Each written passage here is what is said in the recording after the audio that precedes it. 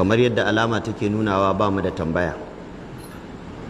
amma ina da wani ɗan jawabi takaitacce da nake so in yi. Jawabin malanta ko malamai a makaranta ya kamata a yi shi, saboda makaranta ita ce take da alaƙa da malinta kuma take da alaƙa da malamai kai tsaye. Ba don makaranta ba da ba a san malam ba. A wannan mako da muke ciki da yawa daga cikin mutane, kama daga shekaran jiya waccan zuwa yau, suna da labarin waɗansu 'yan tsaki, 'yan kwaikwayo da sunan malinta, waɗanda suka taru ko aka tara su suka ce sun cire shugaban malamai na jihar Kano, shugaban majalisar malamai Sheikh Ibrahim Khalil. To kamar yadda na faɗa, waɗanda suka yi wannan duk da ba su kai ai magana a kansu ba malamai ba ne, yaran 'yan siyasa ne da sunan malinta. Ya kamata mu fahimci wannan, wanda kuma hasara ce da taɓewa ya zama a karan kanka ba ka da ra'ayin kanka sai wani ya sa maka ra'ayi. Da fitowa suka yi da rigar siyasa, to wannan abu ne mai sauƙi. Ba ma inkari da musun duk wani ɗa, sawa'an malami ko wanda ma ba malami ba, yana da 'yancin ya yi siyasa. Dokar ƙasa ba ta hana shi ba, addini bai hana shi ba. To amma bai kamata ɗan siyasa ya shiga rigar malinta ba, ko kuma malami ya ce zai yi siyasa kuma yana da rigar malintarsa ba. Idan siyasarsa zai yi, to ya fito ya siyasarsa. Malam Ibrahim Khalil malami ne wanda Allah subhanahu wa ta'ala ya tara masa alkhairai da yawa. Kaɗan daga cikin alherinsa, baka isa ka zarge shi da ya ci kuɗinka ba. Mutum ne mai alheri. Dole ce ta sa za mu yi wannan maganar yana raye. Ban fiye son magana akan mutum mai rai ba, amma yabon gwani ya zama dole. Mutum ne mai alheri, kyauta, ba macuci maha'inci da sunan malinta ba. Mutum ne wanda yake mai yalwar zuciya. Yana da wahala ka samu mai faɗa da shi, da wuya ka ji yayi takala sai dai shi a takale shi. Mutum ne wanda Allah ya ba shi ɗabi'a ta ubantaka. Hatta waɗanda bai haife su ba sun yadda uba ne a gare su, saboda yana da kyakkyawan hali da mu'amalar zamantakewa da mutane.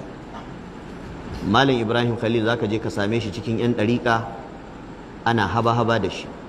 ka same shi cikin 'yan izala ana haba-haba da shi, ka same shi cikin ahlus sunna ana haba-haba da shi, ka same shi cikin 'yan ba ruwanmu ma ana haba-haba da shi. Wato kamarsa ta yi kama da liman Malam Musa, limamin masallacin Abuja tun lokacin da aka gina masallacin, tun lokacin Janar Babangida. Malam Musa Jos, wanda Allah ya wa rasuwa, mutum ne wanda Allah shi ma ya masa karamci da baiwar iya zama da mutane. Ba a fara samun tashin-tashina a masallacin Abuja ba na 'yan ƙungiya kaza da 'yan ɗariƙa kaza ba sai bayan Malam Musa. Da wannan yake nuna maka Malam Musa ya yi abin da ya dace, ya zauna da kowa lafiya. Wannan yana daga cikin baiwar da Allah ya wa Malam Ibrahim Khalil. Shugaba ne na majalisar malamai ta jihar Kano, kuma shugaba ne na majalisar malamai ta arewacin Najeriya. Malam yana siyasa, ɗan siyasa ne, kuma yana da 'yancin haka. Dan da yawan waɗanda suke siyasa ma ba su kai shi cancanta su yi ta ba. Yana da dama ya saba da dukkanin wani ɗan siyasa, kamar yadda su ma 'yan siyasa suna da dama su saba da kowa, ko ba haka ba? Amma abin da muka yadda shine, da ɗan siyasan da ya saba da Malam Ibrahim Khalil da shi kansa Malam Ibrahim Khalil, dukkaninmu addinin musulunci namu ne baki ɗaya. Bai kamata mu yi abin da za mu tsokani addinin ko mu kawo hargitsi da hayaniya a cikinsa ba. Ɗan siyasan da Malam Ibrahim Khalil ya fusata shi ya ce ba inda zai rama sai a cikin majalisar malamai. Majalisar da tana daga cikin abin da Allah ya rage mana na alkhairi, wacce take iya haɗa al'ummanmu in matsalolinmu sun taso. in banda a ƙarƙashin majalisar malamai ta jihar Kano ba za ka ga da ɗan izala da ɗan ɗariƙa da ɗan tijjaniya da ɗan salafiya da ɗan ba ruwanmu an haɗu ba akan ishu ɗaya. Ku shaida ne akan abubuwa da yawa da suka taso a Kano, wannan majalisar ita ta yi jagora wajen ai maganin abubuwan nan. Domin akwai 'yan izalan da in an gayyace su gidan ɗariƙa ba za su ba, akwai 'yan ɗariƙar da in an gayyace su gidan izala ba za su ba, amma duk wanda aka kai wa goron gayyata da sunan majalisar malamai ya san ta mu duka ce. To amma a ce wai wannan abin shine 'yan siyasa za su ɗauka ya zame musu abin wasa da wargi, su wargaza tunanin al'umma don manufarsu, tare da cewa gwamnatin jihar Kano ta barrantar da kanta daga wannan aiki. Kwamishinan addini Dr. Tahir Adamu Baba Impossible ya fito ya ce wannan abu babu yawun gwamnati a ciki. Kwamishinan watsa labarai Comrade Muhammad Garba na ji shi ma ya faɗi wannan babu yawun gwamnati a ciki. To mun yadda babu yawun gwamnatin jihar Kano a ciki a matsayin gwamnatin jiha, amma ni shaida ne akan cewa akwai yawun gwamnatocin ƙananan hukumomi. Dalilai na guda biyu. Dalili na farko, cikin kafafen watsa labarai da na bibiya na ishu din a lokacin da 'yan jarida suke magana da mutane, akwai wani ɗan ɗariƙa daga wata lokal gamman aka kawo shi, ya ce shi daga lokal gamman ɗinsu aka turo su, kuma su ba zuwa suka yi da sunan su cire wani ba ko su naɗa wani ba, su kawai zuwa suka yi a yi musu bayani, amma ba su zo zancen su cire wani ko su naɗa wani ba. To wannan na ji shi da kunne na san kila kuma kun ji. To ni kuma sauran a yi taron da bai fi awa biyu ba, wani ciyaman na wata lokal gamman ya kira ni, kuma in ya ci gaba da haka akwai ranar da zan faɗe shi. Ya kira ni ya gaishe ni sai ya ce, malam akwai wani taro za a yi a farm center, wani ɗakin ko taron 'yan jaridu ko menene, dan Allah ana so ka je. Sai na ce yanzu ina aiki ba zan iya zuwa taro ba, amma zan tura wakili. A'a malam, dan Allah an ce dai gwanda ku manyan ku je, ba a son wakilci, an fi so ku dai manyan ku je. Kam kuma ka yi haƙuri, mu ma an ba mu sanarwar ne a ƙurace, sai jiya da yamma aka gaya mana. Shi an gaya masa jiya da yamma, ni kuma saura bai kai awa biyu ba yake gaya mu, 11 da wani abu. Dan yana gaya min ina ofis ɗina na ɗaga kai na kalli kunamar agogo. To ba wai sata furar ba, mashe ni shawaraki da yi.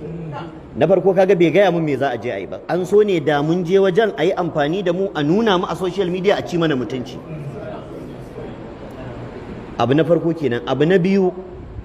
sai mun wani iskanci irin nasu na 'yan siyasa, kuma sakamakon wautar waɗansu daga cikin masu amsa sunan malamai da suke mu'amala da su, sai suka ɗauka za su yi mu'amala irin wannan da kowa ma shashasha ne. Sai ce mun, malam akwai wani saƙo, amma sai kun je taron kun taso za a baka. To bai san ni wannan kalmar da ya ita ta sa na sake ƙin taron ba, wallahi ban san me za a yi ba da farko. Sai da na bar shi, ni kuma sai da karfe 1:45 sai ni ma na rubuta masa text na ce a yi haƙuri ba zan zo taron ba, amma wallahi ban san ma me za a yi a taron ba. To rainin hankali na biyu da ya mun, sai bayan an gama taron da karfe 4 na yamma, ban manta ba ko 5 saura, ina ofis da ile ya sake kira na, malam an je taron ne, na ce ai ban je ba. Which means sun shirya min wata gada in hau, kila aje a ce muna daga cikin waɗanda muka ce a cire Malam Ibrahim Khalil ko kaza ko kaza ko kaza. To kaga wannan iskancin da kuka saba yi da waɗansu shashashai ba da kowa ake yin sa ba. Ina kyautata zaton takardar da nake ɗauke da ita ta ilimi ta fita ka. Ƙololuwan abin da nake tsammanin kake da shi na ilimi ban tabbatar ba digiri ne ɗaya, ni digiri na 3. Duk da yake ba abin mamaki ba ne, tsohon kila ɗan ƙato da gora ne ya zama ciyama, da aka sai ya ɗauka zai mu'amalanci mutane da tunani irin na 'yan ƙato da gora, yana ganin yana da wayo. To ka sani in kana da wayo akwai waɗanda sun fi ka wayo. In takamar ka wayo na ilimi, to dan kana kan kujerar ciyaman baya nuna cewa ka fi kowa ilimi. Hasali ma da yawan waɗanda ba sa sha'awar kujerar ta kama raina ta suka yi, kuma sun fi ka baiwa ta ilimi da Allah subhanahu wata'ala ya musu, sawa'an ko na boko ko na addini ko baki daya. Sannan abu na biyu da ya kamata shi wannan sakarin ciyaman ya gane, yanzu dan Allah ni kamata kaga ya kamata ka gaya min irin magana da ka gaya mu? Kamata yanzu kana ganin a ido ko baka san daga inda na fito ba kaga kalmar yunwa a ido na da zaka gaya mun cewa wai in je taro in dawo zaka ban sako kaga kamar to bari in gaya maka duk wani taro da nake zuwa gidan gwamnati ko wani abu wallahi ina zuwa ne don maslaha al'ummata kuma wallahi ko taro na ƙarshe da naje gidan gwamnati ina jin ya kai kwana 3 ko 4 akan ishu din bara gwamnati ta yi wata hukuma ta bara wallahi sai da aka yi mun miss call 4 cikin dare na tashi na gani sannan na bi call din sannan aka ce min dan Allah in zo za a yi taro kar ka dauka wani shiriri ta da shirman banza yake sa mu bar ayyukan mu tafi gidan gwamnati muna da ayyukan yi alhamdulillah kuma mun yadda da abin da Allah ya bamu mun kuma wadatu da shi ba masu kuɗi bane mu amma mun fi karfin mai kuɗi ya wulakanta mu ba masu mulki bane mu amma mun fi karfin wani sakarai shashasha a kujerar ciyaman na local government ya ce zai wulakanta mu ba za mu dauki wani malam Ibrahim Khalil muna tare da kai shugaba 100 bisa 100 dubu bisa dubu gwamnatin jihar Kano Allah ya bar girma mai girma gwamna kwamishinan addinai Allah ya ƙara lafiya kwamishinan watsa labarai Allah ya ƙara ɗaukaka amma duk ɗan iskan ciyaman ɗin local government ɗin da ya ce za a yi amfani da shi a yi mana wannan iskancin a Kano ba za mu yadda ba kuma za mu sa kafa wando ɗaya da shi ku gayyato mutane daga ƙauye don ku zo ku kunna wa al'ummar musulmi wuta ku fasa mana taro ba za mu yadda da wannan ba ya kamata in an gaya muku menene ajandar taron ku fito ku gaya mana in kun yadda mu malaman ku ne kun yadda zamu ba ku shawara sai mu gaya muku wannan abun bai kamata ku yi ba idan malam Ibrahim Khalil yayi waɗansu kurakurai dan adam ne akwai hanyoyin da ya kamata a bashi shawara a yi masa nasiha amma ku ce Allah ya hada al'ummar musulmi a ƙarƙashin mutumin da kowa yake ganin mutuncinsa kuma za ku fasa mana taron al'umma wallahi ba za mu yadda da wannan ba kuma abin da zai nuna muku Allah bai muku albarka ba ya watsar da wannan abin da kuka shirya gidan ɗariƙu duk sun ce ba su yadda ba mu ma kuma muna faɗa muna yayatawa ba mu yarda ba Malam Ibrahim Khalil yana nan a matsayin shugaban majalisar malamai ta jihar Kano kuma ɗa ne yana da damar yayi siyasa kuma zai iya yi waye siyasa ya jam'iyyarsa daban tawa daban amma na yadda malami ne na yadda shugaban majalisar malamai da haka mu a wajen mu akwai abin da ake wa wasa akwai abin da ba a yi wa wasa a addinin mu ba wasa qul abillahi wa ayatihi wa rasulihi kuntum tastahzi'un afa hasibtum annama khalaqnakum abathan wa annakum ilayna la turja'un وما خلقنا السماوات والأرض وما بينهما باطلا لو أردنا أن نتخذ لهوا لاتخذناه من لدنا إن كنا فاعلين Allah dai yana jin kunnan mu wai kun dauka wasa nake da ku ni ba zan yi wasa da ku ba akwai abin da babu wasa a cikin sa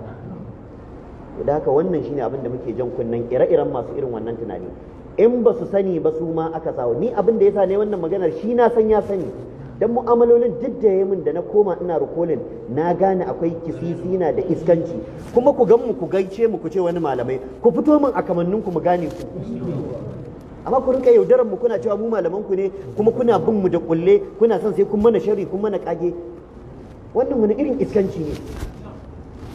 ku fito ku faɗa abin da za ku faɗa akan mu mu ma mu faɗa abin da za mu faɗa akan ku menene in kuna jin ku ƴaƴa ne mu ma ƴaƴa ne in kuna jin ku marasa kunya ne rashin kunya bai da makaranta duk iskancin da za ku yi da sunan siyasa a rana ɗaya za mu iya yin sa ba makaranta ake zuwa a koya ba me yake hana mu ayoyin qur'ani da hadisai da muka karanta su suke sa muke shiga taitayin mu muke bambanta da ku amma kar ku ɗauka cewa wai dan muna cewa ana ce bana malamai ne ko muna karantar da addini wani sakare zai taka mu kyale shi wallahi ba za mu kyale shi ba kowaye shi musamman akan abin da ya shafi addini ka iya taka mu akan shaksiyar mu kyale ka mu ba kowa bane amma wallahi wannan addini shine gatan mu in muka yadda wani ya taba mana shi to mun zama banzaye me kuma za mu rage me aka rage mana da haka ya ƴan uwa ku sani wannan shine abin da yake gudana physically da haka mai girma gwamnan Kano mai girma kwamishinan addini na jihar Kano ku tsawatar akan wannan abu ba daidai bane al'ummar musulmi ba za ta taba fahimtar wannan ba mu shaida ne majalisar malamai alheri ce ba a Kano ba har ga kasar Najeriya wallahi bari in gaya muku lokacin da aka fara zanga-zangan NSAS wacce 'yan kudu suka fara ta so ta hargitsa Najeriya wallahi ƙasa da awa 24 aka shirya gashi filayen jirage fa sanatoci suna kin tafiya Abuja fa filayen jirage fa ana tarewa ana abin nan amma haka aka tsuntsunto mu aka ce mu taho Abuja muka shahada muka tafi mun shiga Abuja mun sauka a filayen jirage ana nuna mana waɗannan hanyoyin da jiya kuka zo ba sa biyuwa amma dan aje a tattauna matsalar al'umma muna kan tafi da rayuwar mu akan wannan wani banza ya zo neman su ci mutuncin mu wallahi ba za mu yarda da wannan ba abadan ba za mu yarda da wannan ba addini ba ƙarya bane malinta ba ƙarya bace in fitsari banza ne kaza ta yi sannan ina jan hankalin waɗanda suka yadda da 'yan siyasa cikin malamai suka ɗauke su aminai na 100%, suka mai da kansu yaransu a gabansu ta yadda ba sa gaya musu gaskiya za su zo da abin da sun san ba daidai ba ne amma su yi musu shiru wannan cin amana ce ya kamata in dai kana rufe kofa da gwamna in ya kawo tunanin da ba daidai ba a mutunce mai ranka ya daɗe wannan abin ba daidai ba ne ka sauke nauyinka amma kin gaya musu gaskiya bayan an samu damar keɓancewa da shi yake sa shaidan ya rinka riya musu to ai ma malam wani ma yana tare da mu ai abin ma gaskiya ne da wallahi ƙarya ne cin amana ne kuma wallahi su sun sani duk malamin da yake zama a gaban mai mulki yana masa fadanci yana masa bambadanci wallahi da ka gama ya san banza ne kai ya san abin da ka gaya masa ƙarya kake yi yaudararsa kake ha'intarsa kake yi wani ADC fa na wani babba a ƙasar nan soja ne yake bani labari yace wata rana muna zaune da wani to shi kuma mai mulki ne Allah ya jarabce shi da son kallon kwallo kuma ga malamai sun kawo masa ziyara kuma bai canja tasharsa ta kallon kwallo ba ana ta kallon kwallo kawai sai ya kalle su ya ce ala gafata malam me za ku ba mu fitawa akan kwallo sai wani malami ya hau motsa to ai ranka ya dade ka ce kai ga ya mun gaskiya ina irin mulakanta kai ne irin wannan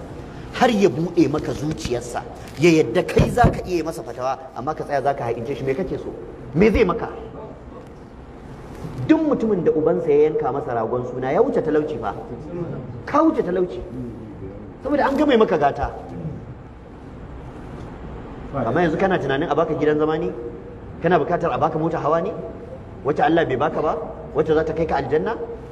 kana bukatar a yi maka yanke talauci ne wani irin lalacewa ce da hasara da tabewa mu gaya wa kanmu gaskiya amma mu mutunta junanmu masu mulki su mutunta malinta masu ilimi su mutunta masu mulki wannan shine ka'idar rayuwa duk wanda ya ce zai wulakanta wani bai isa ya aikin ɗayan ba haka Allah ya samu mu rayu tare da juna malamai su zama masu gaskiya masu mulki su zama masu adalci malamai su zama masu kwaɗayi su zama masu mutunta masu mulkin su domin mutunta su shine girmama al'umma to amma kada masu mulki su ɗauka cewa dan suna kan kujerar mulki sun fi ƙarfin kowa sun ci dubu sai ce to muna faɗa muna nanata ba dan wulakanta ku ba dan mu ja hankalinku mu muku wa'azi da abin da kuke gani da idan ku kafin ku hau kujerar nan wani ne ya hauta ba dan yana so ba dole ya sauka ya batta duk wani babban ofis na gwamnati in ka je yanzu ka shiga gidan gwamnatin Kano ka gani har daga gwamnonin mulkin mallaka ake nuna maka wane gwamnan mulkin mallaka ne ya tafi wane ma ya tafi wane ma ya tafi wannan yana nuna kai ma sai ka tafi dan Allah abin da zan zo in tafi ne na bata ban yi amfani da dama ta wajen aikin alheri ban yi amfani da dama ta wajen hada al'umma ban yi amfani da dama ta wajen kawo abin da zai ci gaba da al'umma ta da addini na ko bayan rayuwa ta a ce Allah shi mun albarka ko bayan na mutu a ce wane ne yayi kaza to wannan shi ya kamata masu mulki su mai da hankali a kansa kuma idan malamai maha'inta da suke tare da su waɗanda ba za su gaya musu gaskiya ba suke zirma su suka yi musu irin wannan suka gano to su kuma ya kamata su yi musu wa'azi duk malamin da ka sanye maka yan birin kuma Allah ya nuna maka to ya kamata ka kira shi shi ma kai masa wa'azi kai ma kana da haƙƙin kai masa wa'azi malam gaskiya abin da ka gaya mana din nan ba gaskiya bane da dai kaza ka ce mana to in kai haka ka taimake shi gobe in ka ce ya gaya maka gaskiya zai samu courage karfin ya gaya maka gaskiya Allah ka ba mu lafiya ka ba mu zama lafiya Allah ka haɗa kan al'ummar musulmin Najeriya baki ɗaya da duniya baki ɗaya musamman al'ummar musulmi na jihar Kano musamman majalisar malamai ta jihar Kano Allah madaukakin sarki ka nuna mana gaskiya ka ba mu ikon binta ka nuna mana ƙarya ka ba mu ikon nisanta ta malaman mu Allah madaukakin sarki kai musu jagoranci a ƙarshe ana sanar da ni cewa akwai dattijo daga cikin dattawan wannan majalisi mai albarka wato Alhaji Awwalu Mabo wanda Allah ya wa rasuwa jiya Allah ya ji kansa ya masa rahama Allah ya sa aljannar firdausi makoma Allah madaukakin sarki ya bawa zuri'arsa da danginsa hakurin rashin sa da mu baki ɗaya Allah ya albarkaci bayansa to sannan akwai yar yayar malam Awwalu a malam Abubakar ko mai recording ita ma Allah ya mata rasuwa to ita ma Allah ya ji kanta ya mata rahama ya sa aljannar firdausi makoma ya albarkaci baya kuma ya bawa dangi da makusanta haƙuri da juriyar rashi, mu kuma in tamu ta zo Allah ya bamu damar cikawa da imani. Subhanakallahumma wa bihamdika ashhadu an la ilaha illa anta astaghfiruka wa atubu ilayk.